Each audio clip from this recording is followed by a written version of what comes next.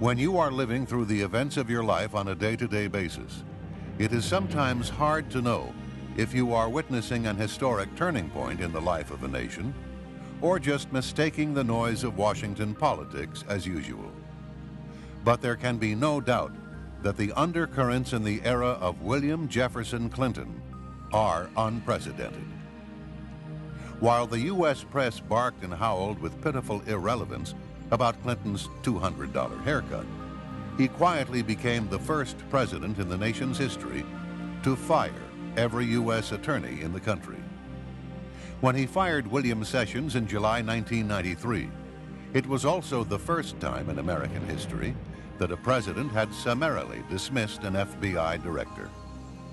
As Americans, we must then ask what the reasons were for these unprecedented moves by a new president. Was it by design? If so, why? There are dozens of other questions that beg an answer as well. Bill Clinton himself may have given us a clue to the answer when he stated, "I believe the measure of a person's values can best be measured by examining the life the person lives." That's what this documentary will attempt to do.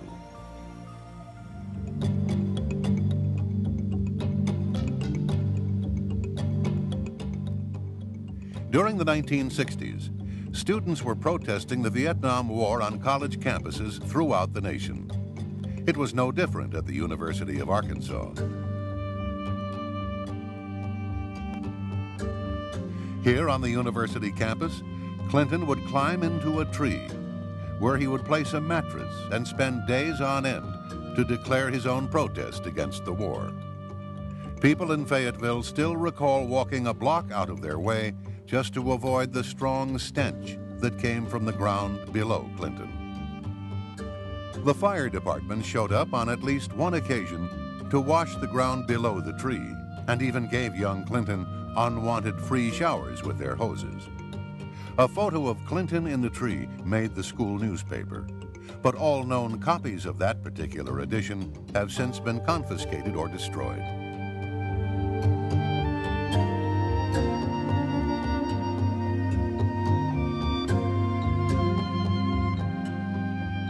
Mr. Clinton studied at Oxford in England. Most of his professors there described themselves as Marxist-Leninists or socialists. In early 1969, Clinton was called to London for a physical examination and was classified 1A, which meant Vietnam. Upon his return to Arkansas, Clinton drove to Fayetteville to the home of Colonel Eugene Holmes, commander of the Army ROTC unit at the University of Arkansas, where he begged to join the program. Clinton signed a letter of intent and gave a pledge to enter the University Law School. In the fall, he returned to Oxford, where he would help organize demonstrations against the United States outside the American embassy.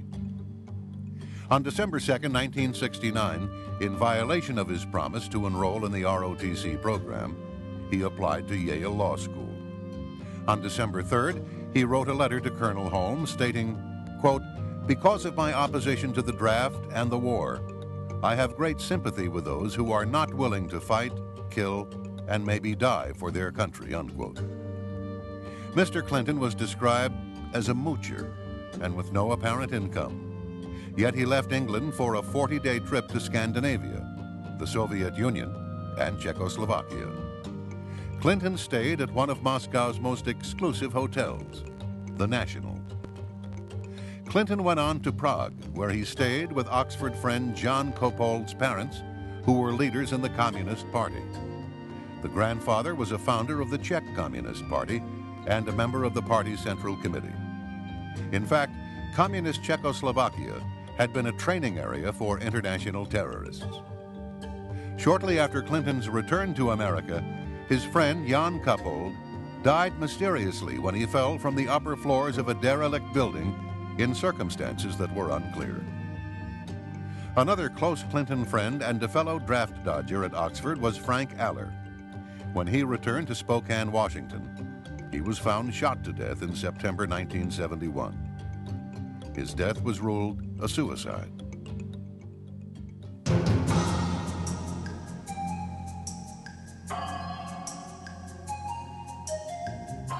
At Yale Law School in 1970, Hillary Rodham helped found the Yale Review of Law and Social Action.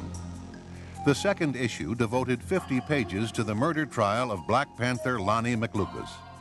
Some of the illustrations depict policemen as pigs. One drawing shows a decapitated and dismembered pig squealing in agony, and another one described them as, quote, a low-natured beast that has no regard for law, justice, or the rights of people, a creature that bites the hand that feeds it, a foul, depraved traducer, usually found masquerading as the victim of an unprovoked attack, unquote. Other articles encouraged experimentation with drugs, sex, and individual lifestyles.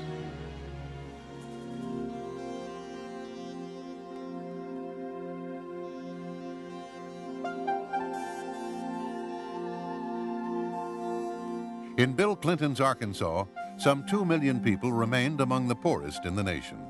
Their average yearly income was less than the $20,000 annual fees at the Little Rock Country Club. Arkansas families earning less than $9,000 a year paid nearly 4 times more state tax proportionately than families making in excess of $600,000. Arkansas remained almost last in the United States in per capita expenditure for education, in the percentage of its students completing high school, and the proportion of its citizens with college degrees. Nowhere in America is the range so great as in Arkansas, wrote the Arkansas Times in 1992, from the multi-billionaire status of the Walmart Waltons to the abject poverty of the Delta region, where Lee County is listed as one of the 10 poorest counties in the entire nation. Infant mortality there is twice the national average, and 2/3 of all children never graduate from high school.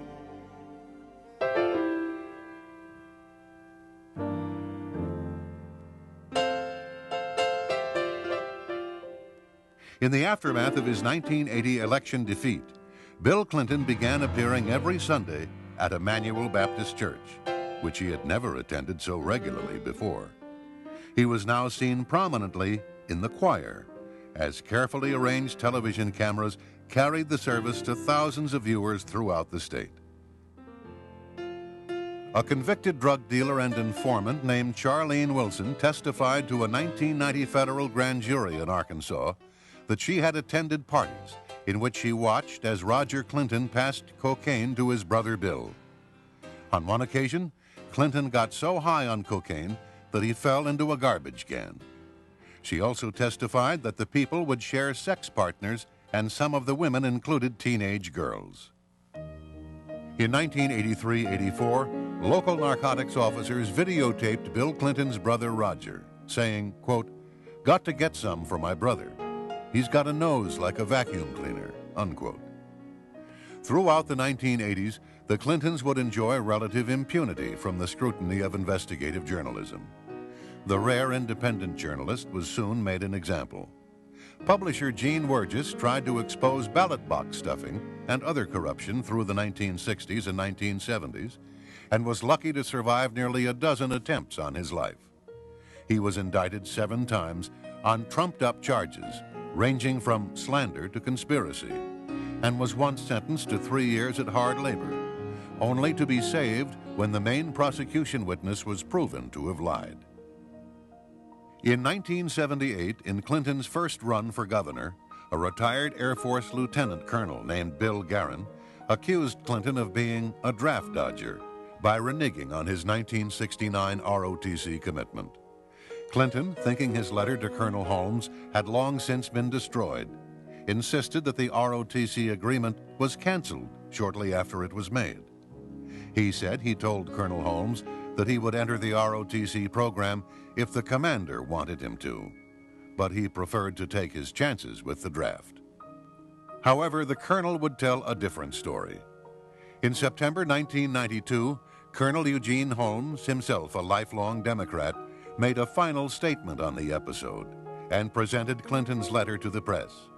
He stated that Clinton, quote, purposely deceived me, using the possibility of joining the ROTC as a ploy, purposely defrauding the military, both in concealing his anti-military activities overseas and his counterfeit intentions for later military service, unquote. It was in this setting that Bill Clinton entered state politics in 1975. When he left in 1991, he had been governor for 12 years. What he had done in and for Arkansas, he claimed, qualified him to govern the nation.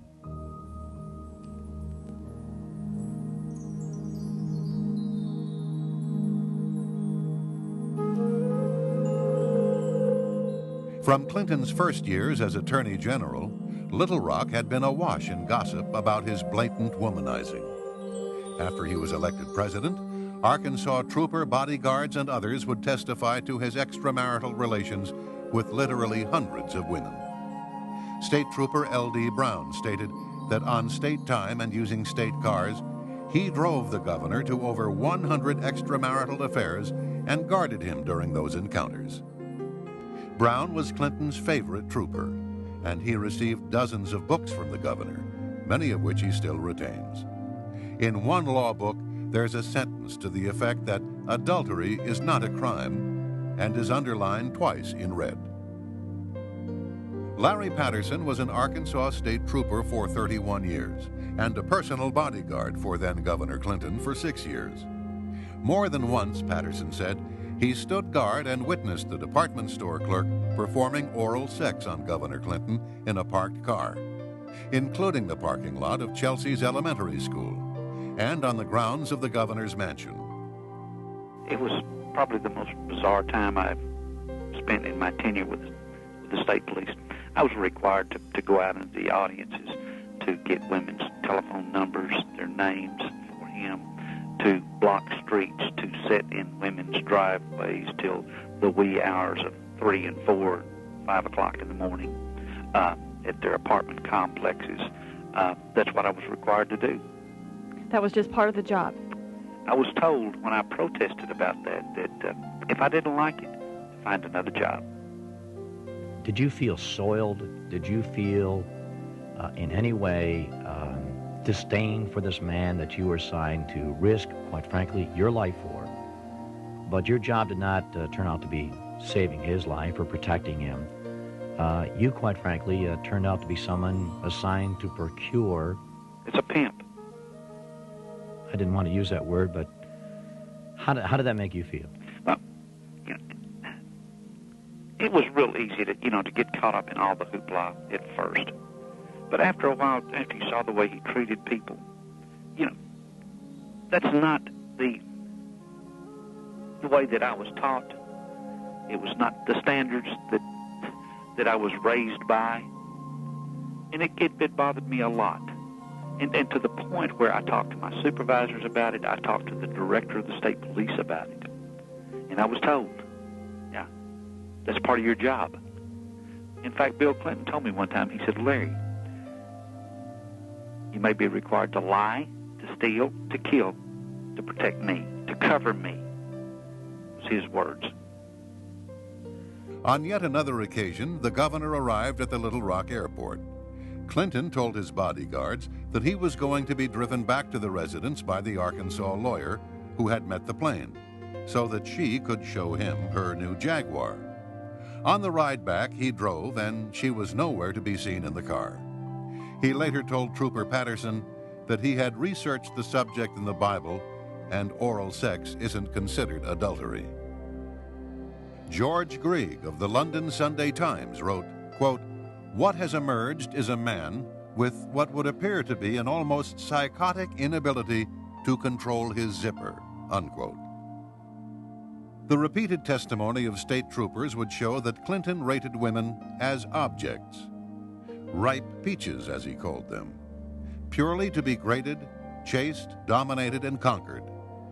The governor had been predatory even toward one of the troopers' wives and toward another's mother-in-law.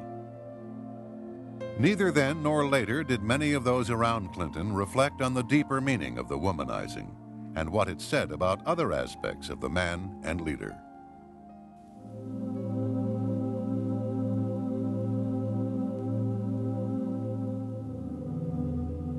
No fewer than 4 Arkansas state troopers, including 2 past presidents of the Arkansas State Troopers Association, have now provided detailed accounts of attempts to silence them because of their knowledge about Clinton's affairs with unmerited career promotions and job offers. Federal jobs was offered by Bill Clinton when Roger Perry and Danny Ferguson and Ronnie Anderson and I first came forward. If we would keep quiet, not say anything, that we could have U.S. Marshals jobs, that we could have FEMA directors jobs, if we would just keep our mouths shut. As Bill Clinton's presidential campaign got underway, some of the troopers were considering coming forward. The commander of Clinton's security detail then threatened Roger Perry and other troopers on behalf of the President of the United States. He said the troopers' reputations would be destroyed and that they themselves would be destroyed. Larry Patterson even received a handwritten note expressing concern about his health. Larry, did you fear Bill Clinton? Personally, no, I did not. After I got to know the man, if it came to a confrontation between a policeman and Bill Clinton would always back down. No, I was not physically afraid of Bill Clinton. I was afraid of his power. Larry, were you afraid of Bill Clinton's friends? You betcha. You betcha. He had some people that was quite scary, yes.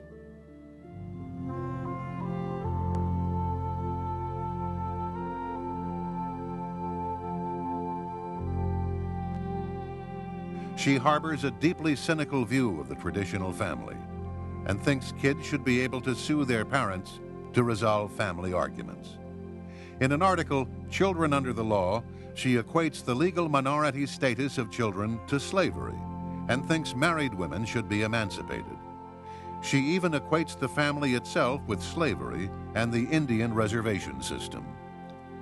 She served in 1987-88 as director and chair of the board of directors of the New World Foundation.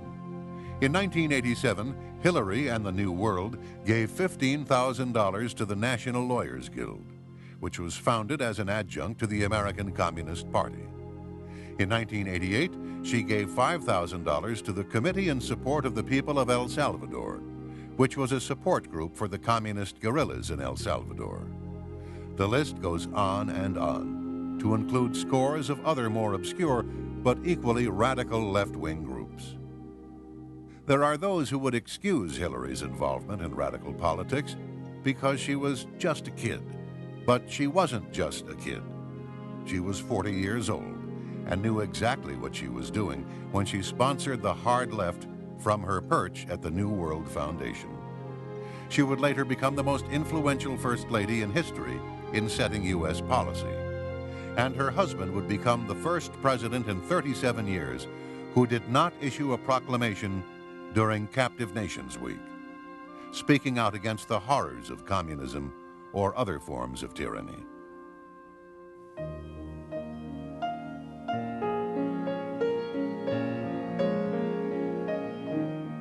Away from the public spotlight, both Bill and to a greater extent Hillary were contemptuous of policemen, whom they commonly derided as ignorant SOBs, says Trooper Brown. In 1984, Brown accompanied Clinton to a funeral for a state trooper who had been killed by a survivalist in rural DeQueen. Brown and Clinton went into a banquet room where hundreds of mourning policemen from Arkansas, Texas, and Louisiana were eating. According to Brown, Clinton said, quote, "I don't want to go in and eat with those ignorant SOBs. Let's go to another room," unquote. Hillary was openly hostile, calling them pigs. One trooper said that Hillary forbade him to speak when he accompanied her on a trip to Washington because, as she put it, he, quote, "sounded like a hick from Arkansas," unquote. Another officer said, quote, "Deep down that woman really hated Arkansas, the people in it, and almost everything else except being top dog," unquote. Troopers volunteered to work several days of consecutive 16-hour shifts just to avoid traveling with her. After becoming president, her attitude remained the same. A Secret Service agent was quoted as saying it was obvious that she had a clear dislike for the agents, bordering on hatred, in his opinion. On another occasion, Secret Service agents heard Hillary's daughter, Chelsea, refer to them as personal trained pigs to some of her friends. One of the agents explained to her that he was willing to put his life on the line to save hers, and he believed that her father, the president, would be shocked if he heard what she just said to her friends. Chelsea's response was, "I don't think so. That's what my parents call you."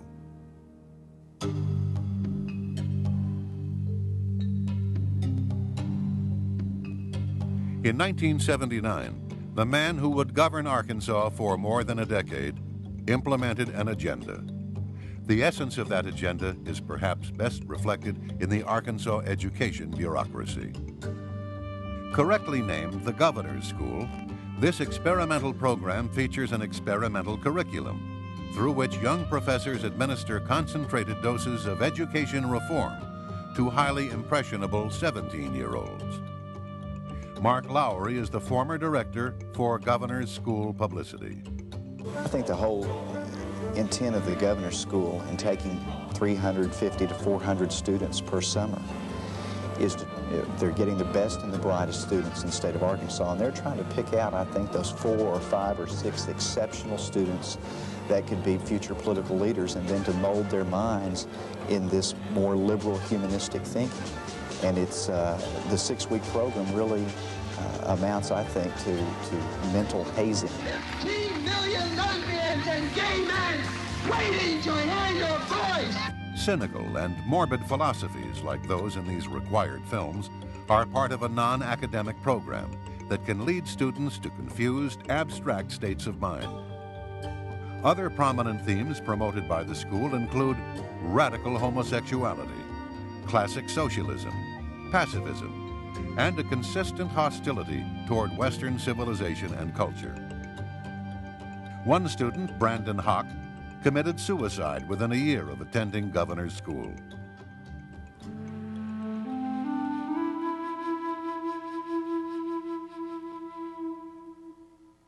As soon as Clinton was elected governor, he and Hillary formed a partnership with Jim and Susan McDougal in the Whitewater land deal. The McDougals would manage the business and bear most of the risk and liability, while Bill and Hillary would still enjoy a full 50% ownership. In 1979, the Clintons donated a small parcel of land near a river that flowed through Whitewater Estates to the Arkansas Game and Fish Commission. The donation was contingent upon construction of a boat ramp. Once the ramp was completed, a paved access road, funded at taxpayers' expense, was built from Highway 101 to the ramp, adding substantially to the overall value and marketability of home sites. Bill Clinton had used the powers of his office to enhance the value of his real estate speculation. Many elderly buyers invested in Whitewater because, after all, it was owned by the governor and his wife. However, they made the mistake of not reading the fine print of the real estate contract. As many of them would find, if they defaulted on their monthly installments for more than 30 days, they would lose all of their equity in the land, regardless of how much they had put down or paid in. The results could be devastating. Clyde Soaps put $3,000 down and faithfully made 35 monthly payments of $244.69. When he fell desperately ill, he could no longer make his payments. Although he had paid $12,000 of the $14,000 price of the lot, he quickly lost the land and all his previous investment. This was a typical case. More than half of those who bought Whitewater lots would lose their land and all their equity payments.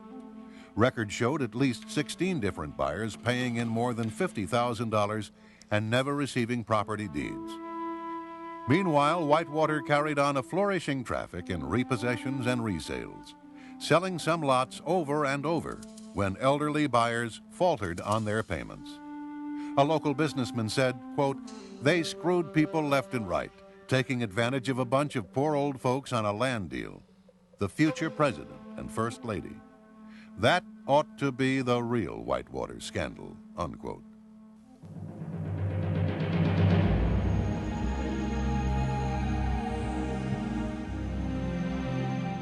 Real estate development was not the Clintons' only good fortune. Less than 2 months after launching Whitewater, Hillary Rodham began trading in the cattle futures market. She was allowed to open her account with a $1,000 deposit, rather than the $12,000 that mercantile exchange rules required. On October 11, 1978, her first transaction netted, within days, a $5,300 gain. Within a week, Hillary had won another $7,800 and $7,200 more only days after that. When she got out of the market in July 1979, her $1,000 investment had mushroomed into $100,000. Her 10,000% return on her investment was more than 5 times the rate of profit made by investors that had bought when she did and sold at the peak of the market during the same period. One commodities analyst said that the odds against such prescience and mastery trading would have been about the same as those of finding the Dead Sea Scrolls on the steps of the State House in Little Rock. In 1995, economists at Auburn and North Florida universities ran a computer statistical model of the First Lady's trades for publication in the Journal of Economics and Statistics. They concluded that the probability of Hillary Rodham's having made her trades legitimately was less than 1 in 250 million. Her broker, Robert Bone, was eventually given a 3-year suspension, one of the most severe sanctions short of criminal prosecution. The commodities episode was only one of many ways Hillary Clinton realized a financial advantage from her position. She would take lucrative seats on the boards of numerous corporations. She was a $30,000 a year director of Lafarge Corporation, the nation's second largest cement producer, whose kilns were under official and private condemnation from Michigan to California for burning hundreds of millions of gallons of toxic waste. She was a trustee of Little Rock's booming TCBY Yogurt, which paid the Rose law firm hundreds of thousands of dollars in fees, and whose executives gave themselves pay raises, while shareholders filed a class action suit citing the corporation's disdain for the truth. Hillary was to become co-counsel for Refco, which became implicated with the notoriously corrupt and scandalous Bank of Credit and Commerce International, which was linked with terrorists, spies, arms, and drug dealers. A 1981 audit showed that Chelsea's nanny, Desi Sanders, was employed at the governor's mansion from the time of Chelsea's birth to the time Clinton left office. The state of Arkansas does not pay for nannies, so Governor Clinton had Desi Sanders listed on the payroll as a security guard. During the decade of the 1980s, the Clintons' income would put them in the top 3% of American families. Despite this, the Clintons would take nearly $200,000 off their taxes in charitable contributions. Yearly totals range from about $1,000 to well over $2,300. $30 for 3 shower curtains, $40 for an old pair of Bill's running shoes, and various amounts for discarded undershorts and shirts. The 1980s would prove to be very profitable for the Clintons. Ironically, during her husband's run for the presidency, Hillary would accuse the 1980s as being the decade of greed.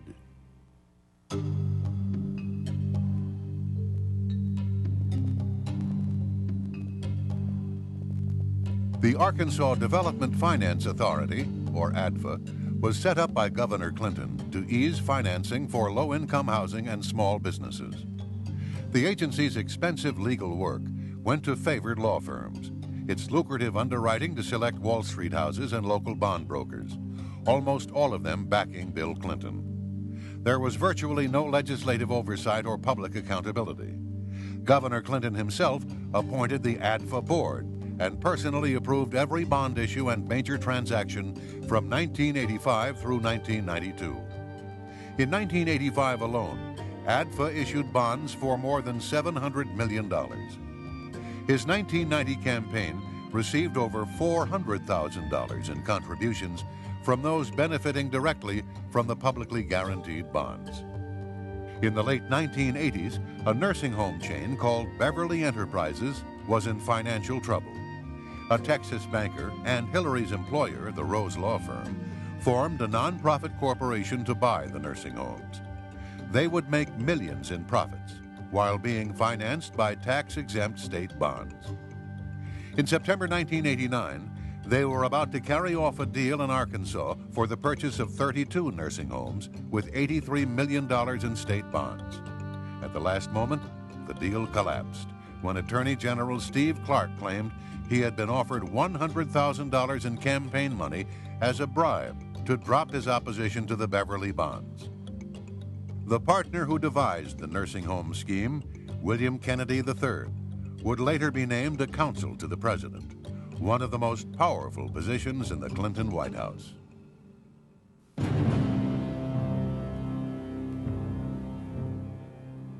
Dan Lassiter was an Arkansas bond dealer and a close friend, as well as a major contributor to then Governor Clinton. Clinton awarded Lassiter a $30 million bond to install a new police radio system for the Arkansas State Police. During this very period, Lassiter was under investigation by the Arkansas police for cocaine trafficking. Intelligence reports show that the Drug Enforcement Agency had opened a file on Lassiter in 1983. The Attorney General's office in Santa Fe, New Mexico, investigated Lassiter for narcotics trafficking, with possible ties to organized crime. A federal grand jury indicted Dan Lassiter and accused him of conspiring with Bill Clinton's brother Roger Clinton and others to knowingly and willfully possess with the intent to distribute and to distribute cocaine. In the end, Lassiter was offered a plea agreement and was charged with conspiracy to distribute cocaine. He was paroled after 1 year, most of it spent in a halfway house. He was granted a full pardon by then Governor Clinton. Patty Ann Smith was 16 years old when she fell under the influence of Dan Lassiter. She was still a child, but not for long. In the offices of the U.S. Attorney in Little Rock, she stated, quote, "I was a virgin until 2 months after I met Dan Lassiter. I finally gave in and slept with him. I was introduced to cocaine use by Dan Lassiter when I was 16 years old and a student at North Little Rock High School. Dan Lassiter planned on using me as a prostitute to entertain his friends," unquote. At the time, Lassiter was 40, more than twice her age. She was told by one of Lassiter's cohorts that, quote, "If I ever betray his trust and hurt Lassiter in any way, I would not see daylight to tell about it anymore," unquote. She said she met Bill Clinton several times, but he was never acting like a governor when I saw him. She claims to have witnessed Governor Clinton taking cocaine on several occasions. In an interview with U.S. attorneys, a 33-year-old Little Rock woman stated that she had been started on cocaine by an associate of Lassiter's. He warned her that she was as good as dead if she ever told anything about him or Lassiter. As a circuit court clerk, Dennis Patrick's income was less than $25,000. Dan Lassiter's brokerage company would secretly run over $100 million through Dennis's account. When the FBI found out, they informed Dennis that he would be an important witness in their investigation of Whitewater. The ATF soon learned that Dennis's life was in danger and informed him that a contract was out on his life. It was then that he began wearing a bulletproof vest. After 2 attempts on his life, the police arrested a man who admitted that he had been contracted for $20,000 to kill Dennis Patrick and his wife. Patsy Thomason was given power of attorney to manage Lassiter's business empire while he was in prison. An employee at Lassiter's firm told Dennis that Thomason was in charge and that she could put an end to his nightmare. But the nightmare continued, and Dennis was stripped of his life, his name, his integrity, everything he had. He eventually fled the state for his safety as well as that of his family. Patsy Thomason was clearly a favorite of Bill Clinton. He appointed her executive secretary of the Arkansas Democratic Party, which helped build the foundations for his presidential bid. After the 1992 elections, she was given one of the most powerful positions in Washington, director of the White House Office of Administration. In this position, Thomason failed to provide proper security clearances for over 100 White House staff members, many of whom were alleged drug users.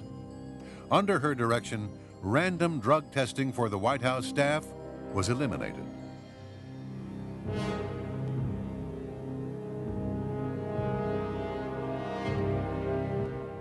Poultry tycoon Don Tyson heavily financed Bill Clinton's election campaigns throughout his career.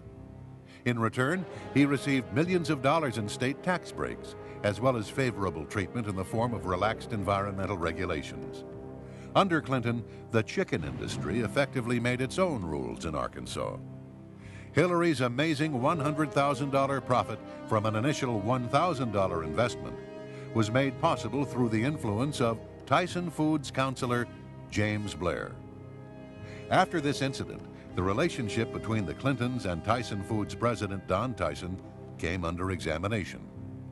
The resulting revelations were shocking indeed, as evidenced by the following documents from the U.S. Drug Enforcement Agency, which linked Don Tyson to drug trafficking. One file cited an informant who said Tyson was involved in drug traffic and stolen property.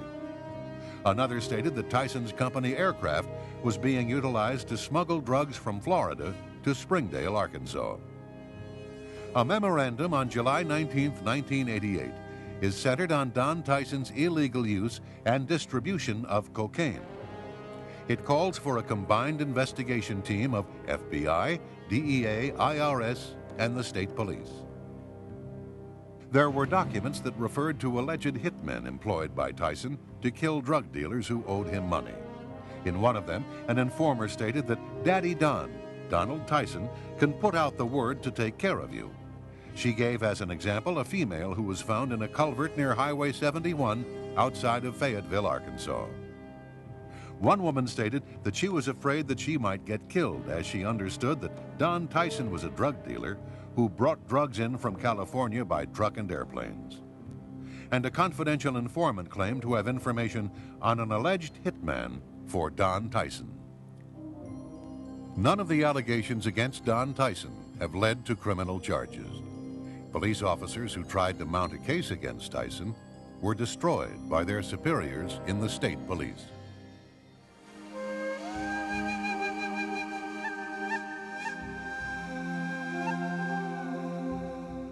Mena, Arkansas is tucked away in the remote Ouachita Mountains of western Arkansas. It became the site of one of the most enduring conspiracy theories of the late 20th century. The core allegation is that the airport was used to transport weapons to the Nicaraguan Contras, with collusion and cover-up implicating Governor Bill Clinton. It was a multi-billion-dollar gun-running, drug smuggling, and money laundering operation. Barry Steele was a legend in the cocaine trade.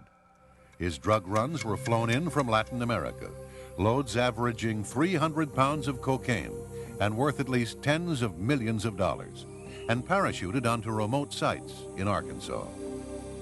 By the sheer magnitude of the drugs and money its flights generated, tiny Mena, Arkansas became, in the 1980s, one of the world centers of the narcotics trade and the base of what many believed was the single largest cocaine smuggling operation in U.S. history.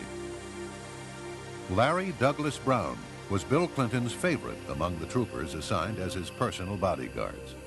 Brown gave hundreds of pages of testimony under oath and supporting documentation that the governor had clearly been aware of the arms and drug running out of Mena as early as 1984. The state trooper watched in despair while the governor did nothing about it. In October of 1984, Barry Steele and Brown had lunch at Cajun's Wharf in Little Rock, a popular restaurant in the Arkansas River bottoms.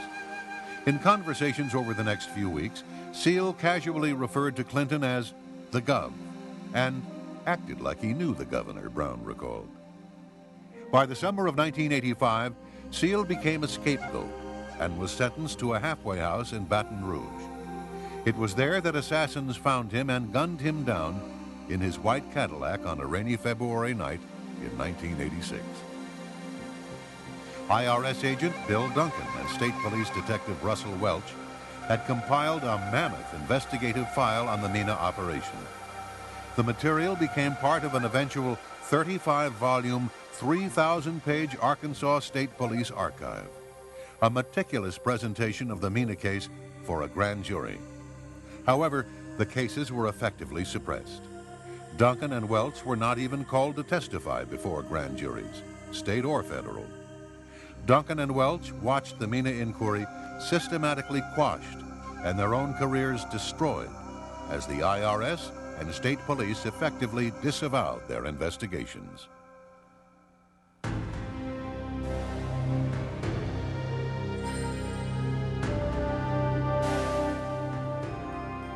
On the night of August 23, 1987, just outside the little town of Alexander, Arkansas, Kevin Ives, 17, and Don Henry, 16, witnessed a cocaine drop, which was part of the drug smuggling operation in Mina, Arkansas. The boys were captured and their hands were tied behind their backs. They were kicked and beaten and finally executed. One of the boys was stabbed to death. The bodies were wrapped in a tarpaulin and placed across the railway tracks to be mangled by the next train. The Arkansas medical examiner, Fahmy Malek, ruled the deaths an accident. He said the boys had smoked marijuana joints and had fallen into a trance on the railway tracks, side by side. As the facts would later show, the crime lab never tested the concentration of marijuana in their blood. They were told to back Malek's ruling. Bill Clinton was the only person to whom the crime lab answered. Kevin Ives' mother, Linda, created such a stir that a grand jury was called to investigate the case.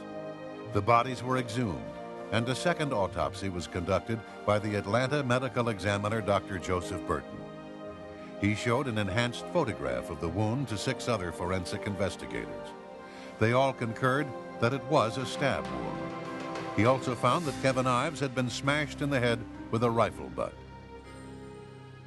The report of the grand jury concluded that the deaths of Don Henry and Kevin Ives were definitely the result of foul play. It urged that law enforcement agencies, the prosecuting attorney's office, to continue the investigation into the deaths of Don Henry and Kevin Ives and into the drug problem in Saline County. Because of Linda Ives' investigation into the death of her son, she was placed on Bill Clinton's enemy list by White House counsel Mark Fabian. Already, people associated with the case were beginning to die in what amounted to a reign of terror among young people in Alexander, Arkansas. April 1988, Keith Coney told his mother he knew too much about the Ives-Henry murders and feared for his life. After being slashed in the neck, he was fleeing for his life on his motorcycle when he slammed into the back of a truck and was killed. Booney Bearden, a friend of the boys, disappeared. His body was never found.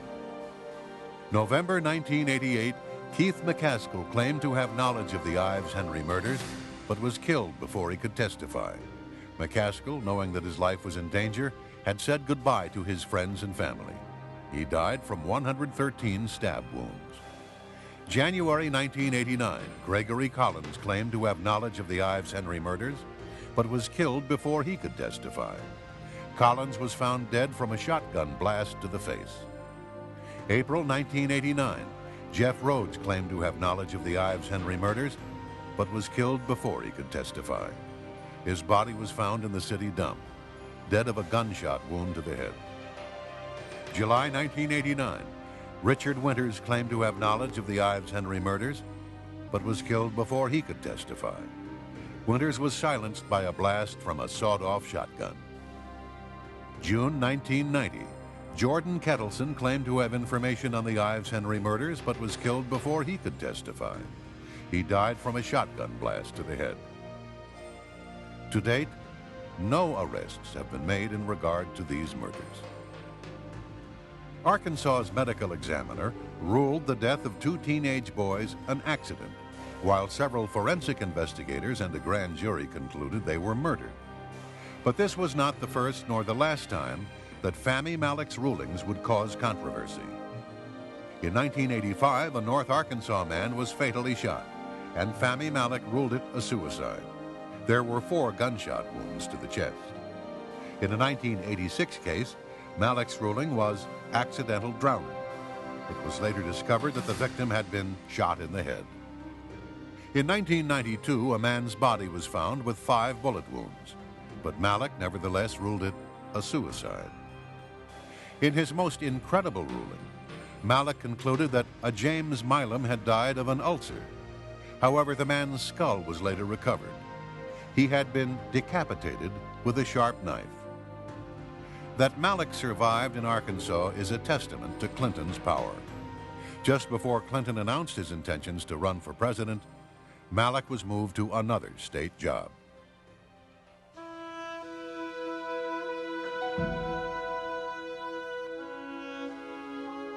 February 3, 1993, President Clinton nominated Roberta Achtenberg, an avowed lesbian activist, to a prominent position in the Department of Housing and Urban Development. Achtenberg has a long history of radical activities and spearheaded an attack on the Boy Scouts in San Francisco. She said of the Boy Scouts, "Do we want children learning the values of an organization that provides character building exclusively for straight, God-fearing male children?" August 10, 1993. To many, it came as no surprise when President Clinton became the first president in modern history not to address the more than 30,000 Boy Scouts at their national jamboree.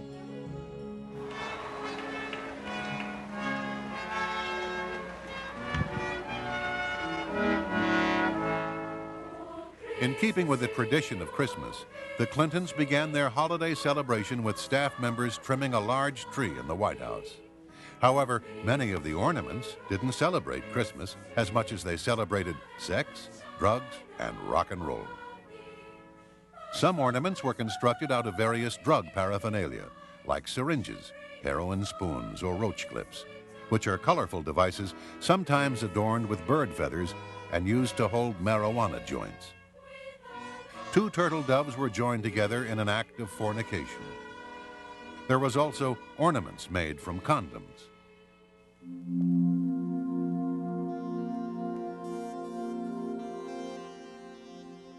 Specialist Michael New served as a medic in Operation Desert Storm and received numerous ribbons for his service as a model soldier. But his dream became a nightmare when Bill Clinton became the first president in U.S. history to put American fighting men and women under the command of the United Nations. Michael New was told to discard the insignia of the United States and put on a blue UN helmet and the flag of the United Nations. He felt that the sovereignty of the Republic was at stake and refused to obey what he felt was an illegal order. In short, he was court-martialed and driven out of the United States Army in disgrace and given a bad conduct discharge.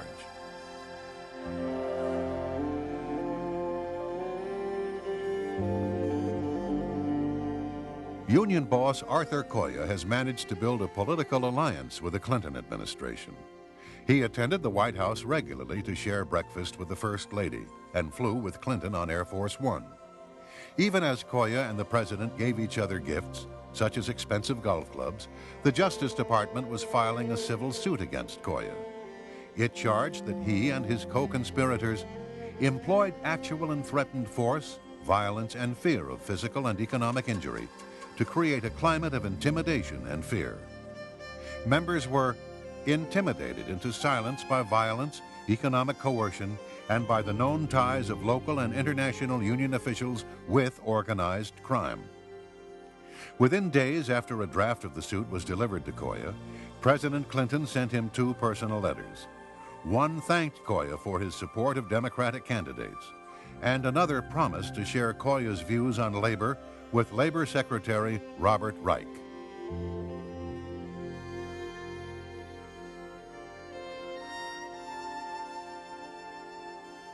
Mr. Free, over 65 people have invoked the Fifth Amendment or fled the country in the course of the committee's investigation.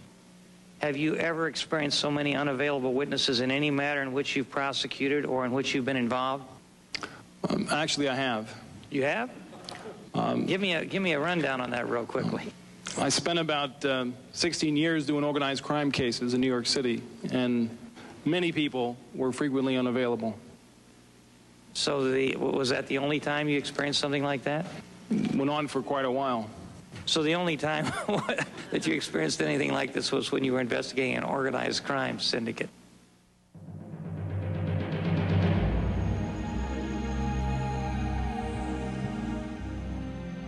The Lipo Group is a $12 billion Indonesian financial conglomerate with business ties to China's communist government.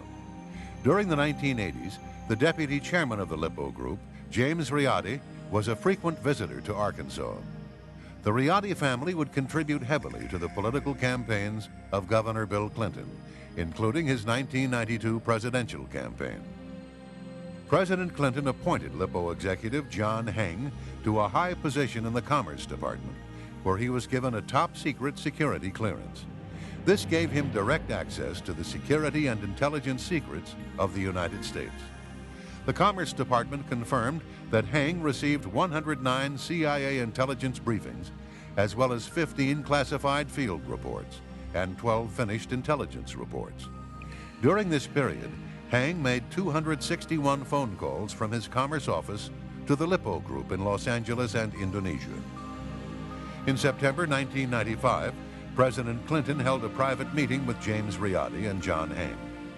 Clinton then personally intervened with the Democratic National Committee to hire Heng, who became the first Democratic National Committee official ever to be reissued a security clearance without a standard FBI background check. He went on to raise millions of dollars for the Clinton-Gore 1996 re-election campaign. Phone logs show that Heng made over 400 calls to his former employer, the Lippo Group, and its subsidiaries. After these facts came to light in late 1996, Heng took the Fifth Amendment in refusing to cooperate with congressional investigators. He then fled the country. The president has also refused to comply with congressional subpoenas exploring these issues. Soon after the 1996 elections, Bill Clinton federalized huge tracts of private land in Utah, which stopped the mining of a rare type of coal. The only other producer of this coal in the entire world is the Lippo Group. Thanks to Bill Clinton, they now have a corner on the market.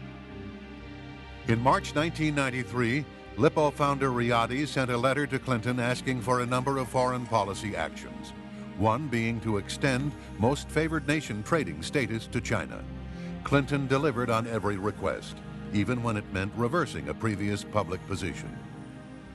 In early 1994, the Clinton administration ended a U.S. government investigation into allegations of sweatshop conditions, slave labor, and other worker mistreatment in Indonesia. Longtime Clinton friend Charlie Tree raised nearly $1 million for the Democratic National Committee. The money was traced through the Bank of China, which is controlled by the Communist Chinese government. In return, Bill Clinton relaxed U.S. export restrictions to China for several types of military technology and supported an effort by the China-controlled COSCO Shipping Company to take over the former U.S. Naval Air Station at Long Beach, California. Clinton personally lobbied Long Beach city officials to approve the COSCO deal. COSCO was caught shipping 2,000 illegal AK-47s into the Oakland port en route to Los Angeles street gangs. The weapons came from Poly Technologies, just days before their chairman, Wang Zhen, a notorious international arms dealer, met with Bill Clinton at the White House. Johnny Chung has told investigators that he received $300,000 from Liu Chaoying, the daughter of a retired general in the People's Liberation Army. Part of the money was funneled to the Democratic National Committee. Afterwards, Clinton then approved the transfer of commercial satellite launch technology that helped China improve the accuracy of its long-range ballistic missiles. The CIA has concluded that 13 of these long-range missiles have nuclear warheads aimed at American cities. The FBI has assigned 27 agents to the case, which is more than were involved in the case of Ulrich Ames, the CIA traitor 3 years ago.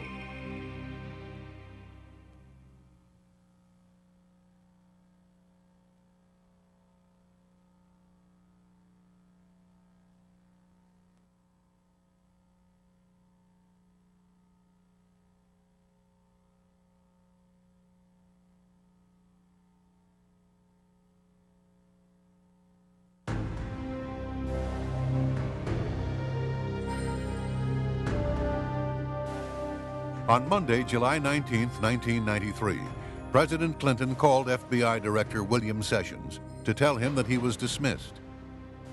It would be the first time in our nation's history that a president had fired an FBI director. He called a second time, a few minutes later. The president seemed to be in a hurry. Time was of the essence. Sessions was to leave the Hoover building effective immediately. The next day, Vince Foster's body was found in Fort Marcy Park, dead from a gunshot wound to the head.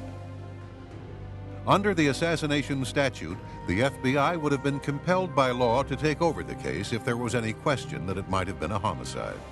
But with the firing of its director, the FBI was in turmoil, and the Park Police became the lead agency in charge. The Park Service had neither the depth nor the experience to investigate a case of this magnitude, which led many to ponder the question, was it the intention of the White House to limit the scope of the investigation? Vince Foster had been a close friend of Bill Clinton's in their boyhood town of Hope, Arkansas. As Deputy White House Counsel for the Clinton administration, Foster became the highest-ranking U.S. government official to die under mysterious circumstances since President John F. Kennedy. He, more than anyone else, knew the financial secrets of both the campaign of 1992 and the Clinton presidency, just as he knew the secrets of the Rose Law Firm and of Hillary Rodham Clinton's business and financial dealings over the previous decade, dealings that would become the subject of numerous investigations.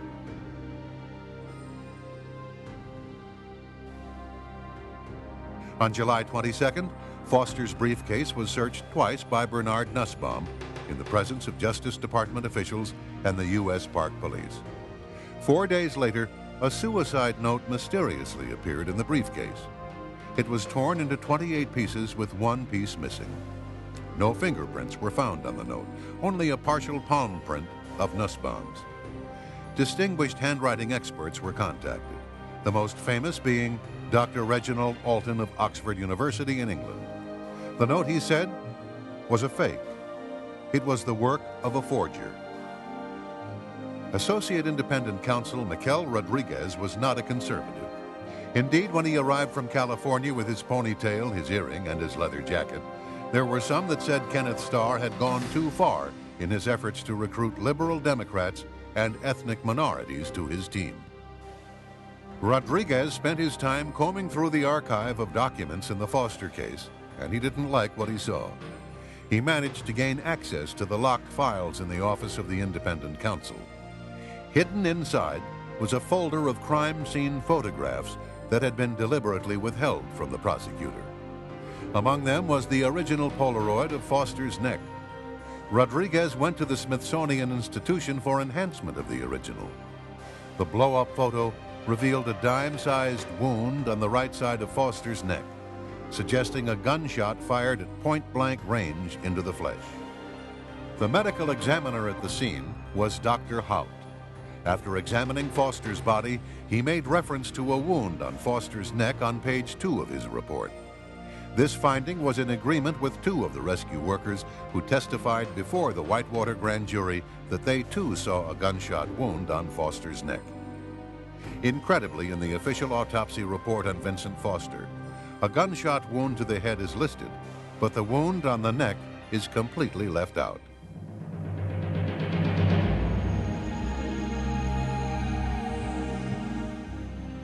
The official autopsy conducted by Dr. Beyer states that there was a large 1 by 1 1/4 inch exit wound found on Foster's head. Both Fisk and Starr in their final reports similarly maintain that there was an exit wound on Foster's head. However, this is in direct conflict with those who examined the body at the scene. A .38 special will take the back of your head off, blood and brain matter everywhere, yet no skull fragments or brain matter were found by the FBI or Park Police. 2 days after Vincent Foster's body was discovered in Fort Marcy Park, an FBI memo was sent to then Acting Director Floyd Clark. It says in part, quote, "Preliminary results of the autopsy include the finding that a .38 caliber revolver constructed from 2 different weapons was fired into the victim's mouth with no exit wound," unquote. This was in agreement with Detective John Rawlin, who examined Foster's body at the scene. He agreed that there was no exit wound, and in fact stated that he thought the bullet might still be lodged in Foster's head. Paramedics Corey Ashford and Roger Harrison put the body in a bag for transport to the morgue, yet neither of them saw an exit wound or any blood, either on the body or on the ground beneath the body. This was in agreement with Dr. Hout, who examined the body at the scene and wrote in his report that the wound was mouth to neck. Paramedic Todd Hall was one of the first to arrive. He testified before the grand jury that he saw two men running away from the scene into the woods. Paramedic Richard Arthur, who had attended to 25 to 30 gunshot deaths in his 9 years as a rescue worker, believed it was a homicide. "I've just never seen a body lying so perfectly straight," he said. His colleague, Corey Ashford, also had coded the death as a homicide. For 4 months, Rodriguez probed the case. He called witnesses before a grand jury and soon discovered serious indications of a cover-up. By the early spring of 1995, he was starting to probe a hypothesis that the crime scene at Fort Marcy Park had been staged, that the gun had most likely been planted in Foster's hand, and that a crucial photograph of Foster's neck and head had been falsified. He turned to his boss, Kenneth Starr, for support. Nothing was done to resolve the matter. In March 1995, Rodriguez resigned. The only serious investigation ever conducted into the death of Vincent Foster came to an abrupt end.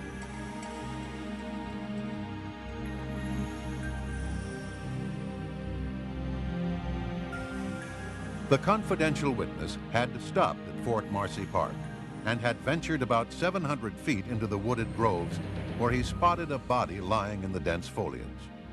He looked as if he'd been dead for a long time. "I mean hours," he said. The bed of dried leaves below the body had been very heavily trampled, and his hands were neatly next to his body with the palms up. He said under oath to a congressional delegation that he saw no weapon, no gun. There was nothing in Foster's hands.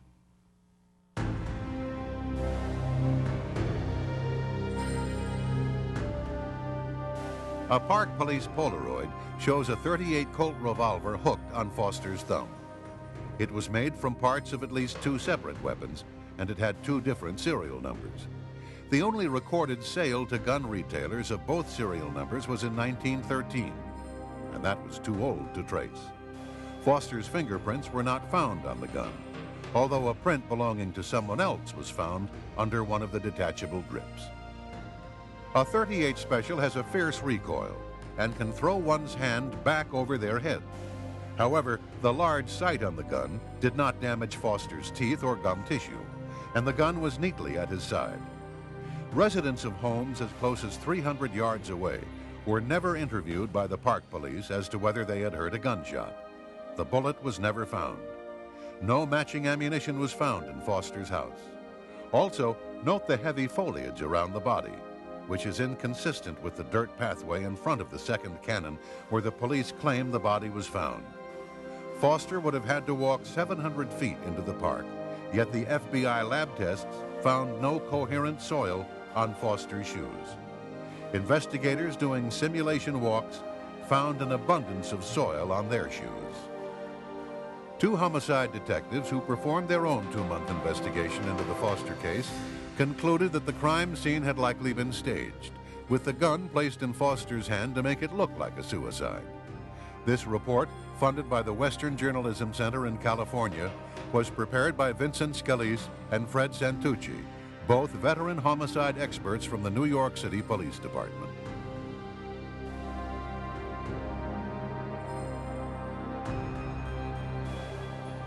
Two witnesses, Mark and Judy, were interviewed by the FBI in April 1994. They drove a white Nissan into the parking lot at Fort Marcy Park. Judy said she saw a man sitting in Vince Foster's Honda. Mark said that a man with long blonde hair had been standing by the open hood of Foster's car. Blonde hairs were later found on Foster's undershirt, his trousers, belt, socks, and shoes. But the FBI never tried to identify these hairs. Kenneth Starr concluded his report in July 1997 without calling these 2 witnesses before the grand jury. Another witness, Patrick Knowlton, stopped by Fort Marcy Park to relieve himself. He saw a car and Foster's suit jacket folded over the driver's seat. But it was not Foster's car. He also saw a threatening Hispanic man on watch in the parking lot of Fort Marcy Park. After telling the FBI what he saw, Mr. Knowlton was asked not to mention what he saw to the press. Mr. Knowlton agreed. 17 months later, he discovered through an investigative reporter his statements to the FBI had been changed. Knowlton's description of the unoccupied car in the lot was twisted, so it could have been Vince Foster's, even though his real statement rules out any possibility of the car being Foster's. The time he was at the park is expanded. It fails to say that Knowlton could pick the suspicious character out of a lineup.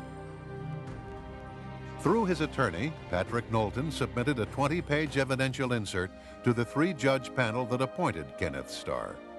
As he put it, to make sure that the report was full and complete. Attached was Exhibit 1, which is a map of the cars in the Fort Marcy lot. Knowlton was parked next to an older model Honda that was not Vince Foster's car. According to the official record, the best estimates put the time of Mr. Foster's death at between 2 and 4 p.m. However, Mr. Foster's body was discovered at 5:45 p.m., or approximately 70 minutes after Patrick had left the park.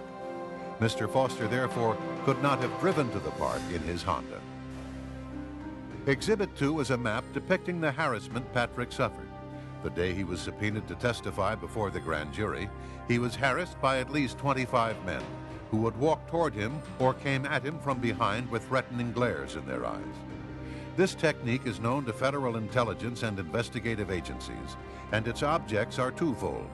One, to intimidate and warn witnesses in connection with his grand jury testimony, and two, to destabilize him and discredit his testimony before the grand jury. In this exhibit, Mrs. Foster could identify only a silver gun. So FBI agents apparently showed Lisa Foster a silver gun, told her it was found in Mr. Foster's hand, and falsely reported that she identified the black gun found in Mr. Foster's hand as belonging to Mr. Foster.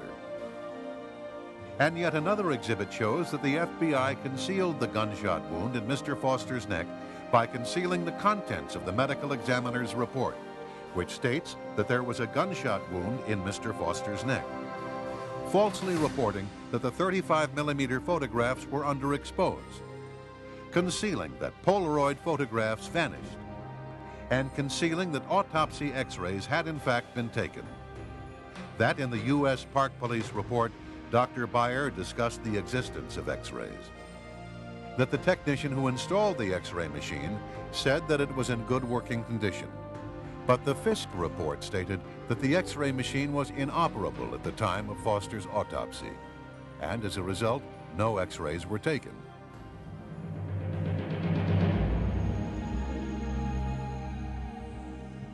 The sequence is crystal clear. In his notebook, Detective Rollo writes, "Dead body, Fort Marcy, warm sunny day."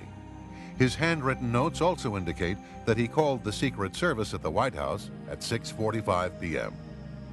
20 minutes later at 7:05 p.m., Secret Service logs show that Patsy Thomason checked into the offices of administration where Vince Foster's office was. Foster had kept important documents on Whitewater and other matters in his safe, and a short time later, a group from the Technical Security Division was logged in with her. They were experts in locks and safes. Trooper Roger Perry was on duty at the guard shack of the Arkansas Governor's Mansion when a call came through from the White House. Trooper Larry Patterson tells the story. I had just gotten off work, had driven from State Police Headquarters to my apartment complex. Arrived home no later than 5 p.m. When I was just inside my apartment. I had not taken off my uniform. I had not gotten a Coke or a glass of water or something out of the refrigerator. I was in my apartment looking at my mail, getting ready to undress. The phone rang. I pick it up. It's Roger Perry. He said, "Larry, you will not believe what just happened." He said, "Helen Dickey just called from the White House and said that Vince Foster had just gotten off work, walked out in the parking lot, and shot himself in the head." So this was the latest, 5 o'clock, 6 o'clock, Washington, D.C. time. Perry relayed the message to Governor Jim Guy Tucker. He also called Lynn Davis, the former commander of the Arkansas State Police. 4 men in Little Rock knew about the death of Vincent Foster before 6 p.m. Washington time, at least 15 minutes before the park police discovered the body in Fort Marcy Park. President Clinton appeared on Larry King Live at 9 p.m. It was being broadcast in the library of the White House. About 20 minutes before he went on the air, a CNN makeup artist was preparing the president for his television appearance when a man walked in and announced that a note had been found in Vince Foster's office. So the White House Secret Service, Chelsea's nanny, and 3 troopers in Arkansas had known for several hours, but Bill Clinton went on Larry King as if he knew nothing of Foster's death. At the time of Vince Foster's death, Hillary Clinton was in Los Angeles. As the LA Times reported, she cut her trip short and flew to Little Rock the day of his death. No reason was given as to the sudden change of schedule. Former FBI Director William Sessions stated that the Foster case had been compromised from the beginning. It was compromised when the White House took control of the FBI by firing Sessions the day before Foster's death.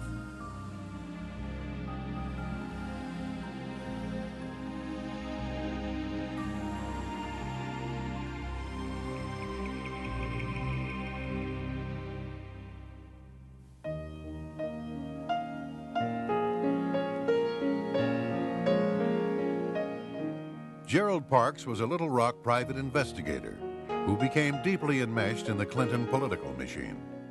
He later became head of security for the Clinton-Gore National Campaign headquarters in Little Rock. Later, during the early stages of the presidential campaign, Parks claimed to have made at least 2 trips to the airport near Mena, Arkansas. He said that Vince Foster had paid him $1,000 cash for each trip. He would pick up a trunk load of money from the Mena airport and deliver the money to Vince in the Kmart parking lot. Jerry's wife, Jane, was the manager of an apartment complex where Bill Clinton's brother Roger was living. Many times the governor would appear and indulge in marijuana and cocaine with his brother. Girls as young as 17 or 18 years of age were sometimes there to party with the Clinton brothers. When Jane told her husband about the goings-on in Roger Clinton's apartment, he began to write down names, dates, and license plates. He snapped photos from another balcony. Over a period of time, Parks had collected a thick dossier on the comings and goings of Bill Clinton. Jane Parks revealed that her husband had carried out sensitive assignments for the Clinton circle for almost a decade, and the person who gave him his instructions was Vince Foster. Foster had called the Parks home more than 100 times, identifying himself with the code name the Congressman. By the late 1980s, Vince trusted Parks enough to ask him to perform discreet surveillance on the governor. He needed it for Hillary because she wanted to gauge exactly how vulnerable her husband would be to charges of philandering if he decided to launch a bid for the presidency. Jane claims that about a week before his death, Vince Foster telephoned her husband. Hillary was worried that there might be something in the files that could cause damage to Bill or herself. Jerry told Vince Foster that there was indeed plenty to hurt both of them. But you can't give her those files. That was the agreement. A few days later, Foster again called the Parks residence. He was calling from a payphone. He said he was going to meet Hillary at the flat, and he was going to give her the files. Parks then said, "You can't give Hillary those files.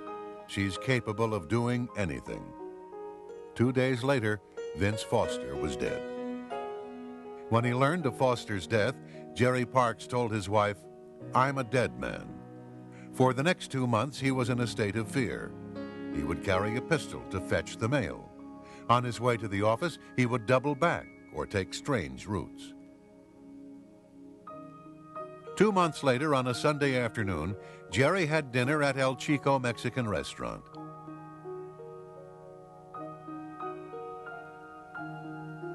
On the way back, a car pulled up beside him and shot and killed him with a 9mm handgun at point-blank range.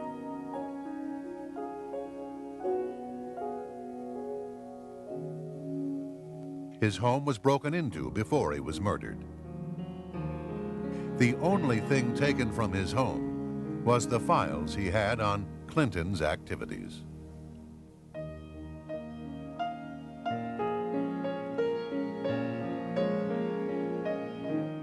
On May 6, 1994, Paula Corbin Jones made history by filing a lawsuit against President Bill Clinton, claiming sexual harassment. The suit also named Trooper Danny Ferguson as co-defendant.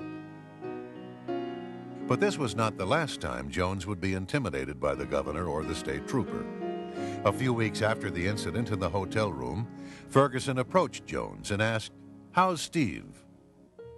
This frightened Miss Jones, because she had never told Ferguson or Clinton the name of her fiancé. On still another occasion, Paula claimed she was accosted by Clinton in the Capitol building. Trooper Larry Patterson was also present. It was in the rotunda of the Arkansas State Capitol. Bill Clinton and I were in that area. Paula Jones was walking across the rotunda. He called her by name, Paula, walked over to her, took her into a embrace, turned to me and smiled and said, "Larry, it's kind of like Beauty and the Beast, isn't it?"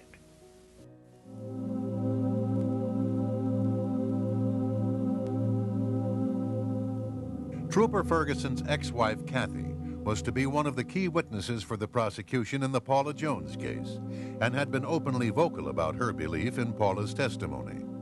4 days after Paula Jones filed her lawsuit against Bill Clinton, Kathy Ferguson was found dead of a gunshot wound to the head. Her death was ruled a suicide. The following is an affidavit of Sherry Butler, who was one of Kathy's best friends. Quote, "Kathy Ferguson had been a friend of mine from 1991 to 1994, and on occasion had mentioned that while attending functions at the governor's mansion, then Governor Bill Clinton had cornered her in the kitchen of the mansion and pinned her to the counter. Shortly before her death, Kathy stated that what Paula Corbin Jones was saying about Clinton was the truth, and, quote, "I wouldn't put anything past Bill Clinton," unquote. Kathy Ferguson had been a nurse, and a number of medical personnel attended her open casket funeral. Her autopsy report had placed the fatal bullet's entrance wound at the right temple, with the exit wound at the left temple, making it a possible suicide. However, at the funeral home, 3 nurses, an RN and 2 LPNs, decided to make a careful examination of the wound. Yet none of them saw any wound at the left temple. What they did see looked to be a large, blown-out exit wound in the right temple. This puzzled them because they knew Ferguson was right-handed. This prompted them to look for an entrance wound on the left side. One of the nurses rolled the corpse's head to the side. All 3 nurses were then able to see a cotton-stuffed wound behind the left ear. Several other hospital colleagues subsequently visited the funeral home and made the same observation. The following is an affidavit of Samuel Houston, M.D. "I have been contacted by 6 nurses who each described the head wounds of Kathy Ferguson at the open casket funeral and described a small, clean, quarter-size hole with cotton balls stuffed within it behind her left ear and a large blown-out wound to the right temple, pulling the right eye over. None of the above nurses saw any wounds on the area of her left temple on careful examination of her head." So, according to the testimony of a doctor and 6 nurses, the bullet may have entered from behind the left ear and exited at the right temple, making Kathy Ferguson's death a possible homicide. Dr. Houston recalled his last conversation with Ferguson on the day before her death. She told him that she wished she did not know as much as she knew concerning the Arkansas State Troopers and their activities and those of Danny Ferguson. Bill Shelton was an Arkansas police officer and boyfriend of Kathy Ferguson. He had been publicly critical of the ruling that stated Kathy's death was a suicide. A month later, Shelton was also shot behind the ear, and his death was also ruled a suicide.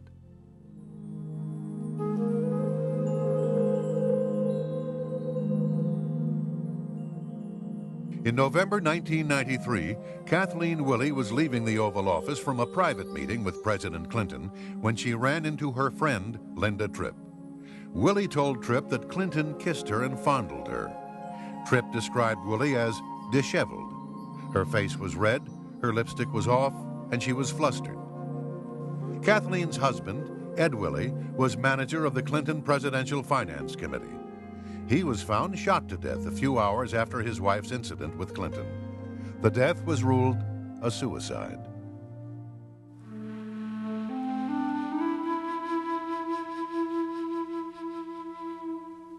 Newsweek magazine had dropped hints that a former White House staffer was about to go public with her story of sexual harassment at the White House. A few days later, on July 6, 1997, Mary Catrin Mahoney and two other employees at Starbucks coffee shop died of gunshot wounds.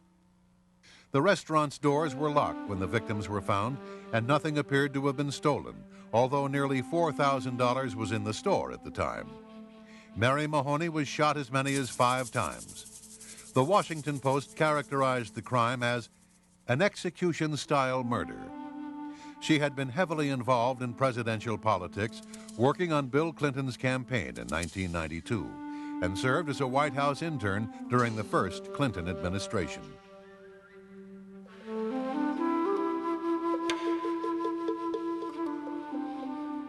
November 1997. A transmission shop owner opened the trunk of a tornado-ravaged car and found a trunkload of documents. Among them, a 1982 cashier's check for $27,000 payable to Bill Clinton. The source of the funds for the check was the McDougal Savings and Loan. The shop owner, Johnny Lawhon, was reluctant to talk about his discovery. He said, quote, "Clinton is the most powerful man in the world," unquote. Lawhon later died in an automobile accident. James McDougal had stated, quote, "Immediately concurrent with the check being found, I started getting a lot of heat. I am a prisoner of the executive branch," unquote. He was serving a 3-year sentence in the Federal Medical Center in Fort Worth, Texas, and was cooperating with the independent counsel into the investigation of the president. He was scheduled to testify before the grand jury. Against doctor's orders, McDougal was given an injection of Lasix, a diuretic. He was then put in solitary confinement, where he died of cardiac arrest.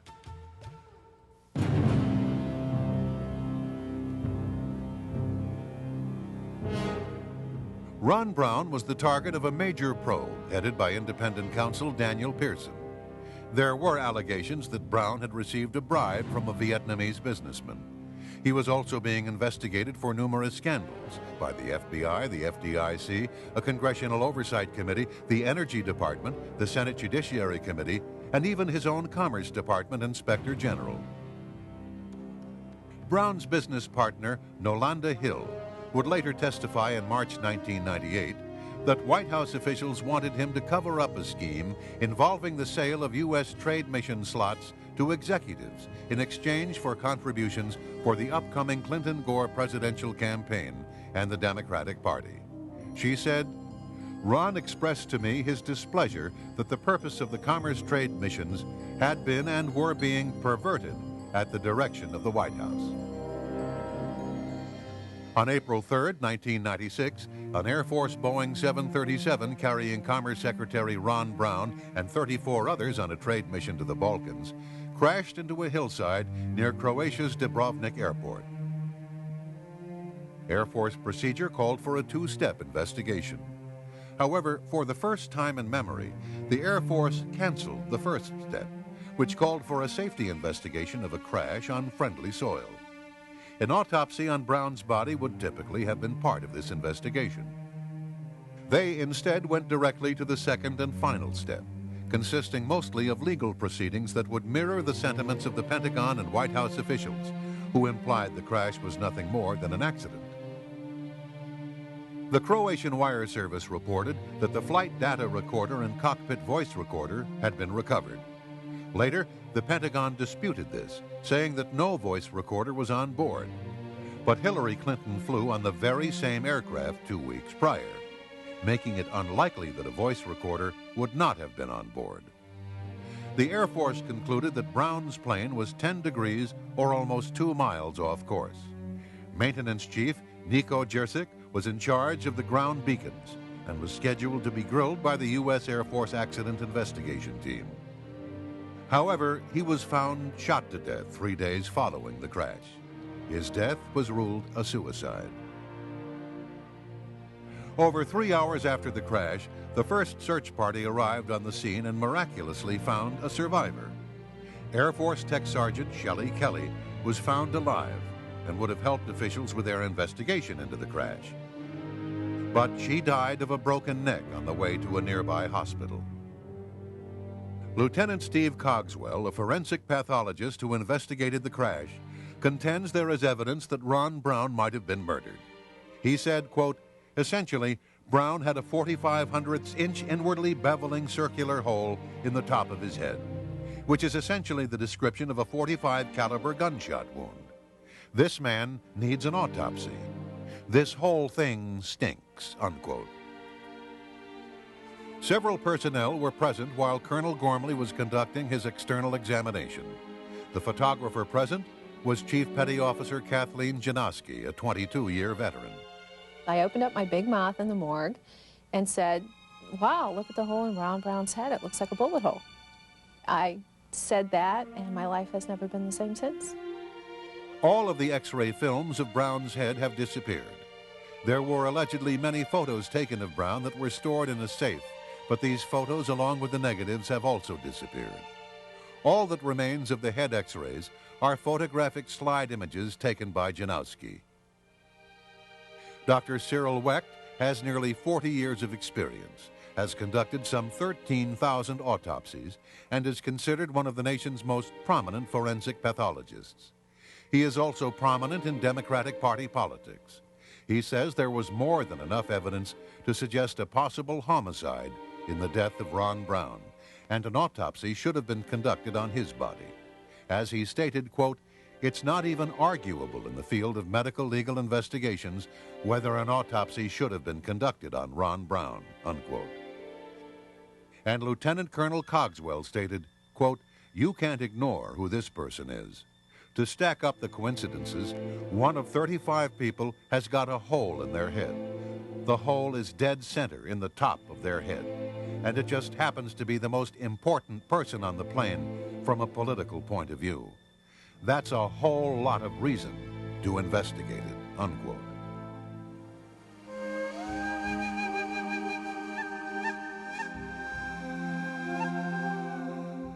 The following are a few of the many casualties of those having knowledge or involvement in one or more of the Clinton scandals. In order to save time, only a partial list is shown. July 1978, Susan Coleman allegedly became pregnant after having an affair with Clinton, a problem which threatened to disrupt Clinton's election bid. She committed suicide by shooting herself in the back of the head. August 1991, Danny Casoloro was a reporter who investigated various scandals in Arkansas, including Clinton's Arkansas Development and Finance Authority and MENA.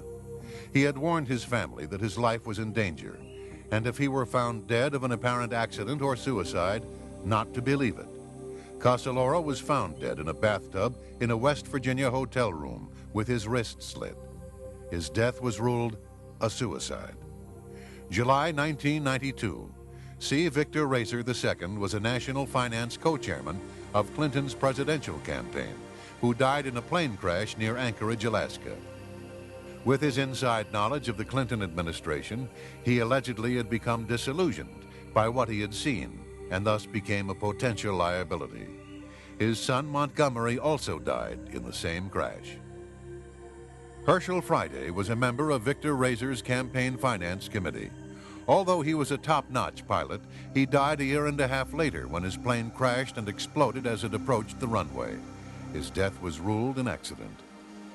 September 1992, Paul Tully, Democratic National Committee political director, was a friend and trusted advisor of Clinton's.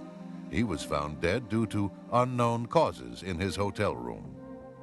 December 1992, Paula Gober was a speech interpreter and had traveled with Clinton extensively from 1978 until her death.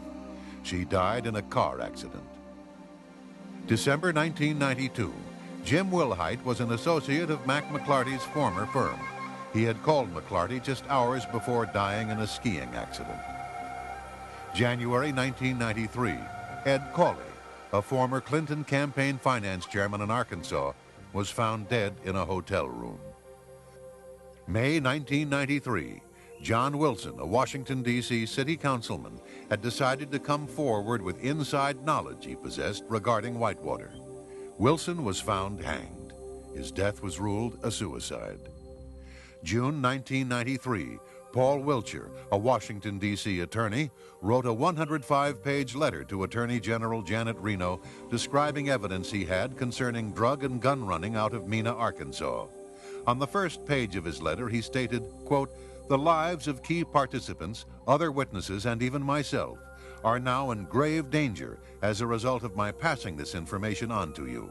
If you let this information fall into the hands of the wrong persons, some or all of those who know the truth could well be silenced in the very near future," unquote. Wiltshire was found dead in his apartment. The coroner did not rule on the cause of death. August 1993, John Walker was a senior investigator for the Resolution Trust Corporation. He was looking for information concerning a $50 million transfer from an RTC fund in Chicago to Madison Guarantee Savings and Loan to cover up a $47 million embezzlement scheme that included Whitewater and the Clintons. Walker mysteriously fell to his death from an apartment balcony. His death was ruled a suicide. September 1993. Dr. Stanley Hurd was a longtime friend and family physician of the Clintons and was chairman of Hillary's Health Reform Committee. He was killed in a plane crash only a few days after Stephen Dixon, the attorney for the Health Reform Committee, had been killed in the crash of his own light plane. March 1994, Dr. Donald Rogers, the Clintons' dentist, was traveling to meet London Sunday Telegraph reporter Ambrose Evans Pritchard with information on the Clinton scandals. Rogers and his pilot were killed when their twin-engine Cessna crashed in clear weather near Lawton, Oklahoma. Their deaths were ruled an accident. May 1994, Gandhi Baugh, Dan Lassiter's attorney, committed suicide by jumping out of the window of a tall building. His partner committed suicide 1 month later. June 1994, Stanley Huggins was a partner in a Memphis law firm who investigated the dealings of Madison Guarantee Savings and Loan. He produced a 300-page report that has never been made public. Huggins was found dead, reportedly of viral pneumonia.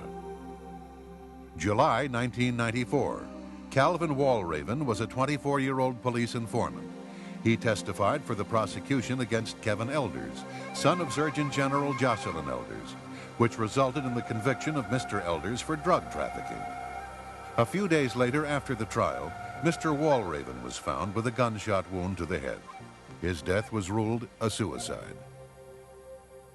October 1994, Florence Martin was an accountant who allegedly had documents as well as the PIN number to an account that had been set up in the name of Barry Seal for $1.46 million at the Fuji Bank in the Cayman Islands.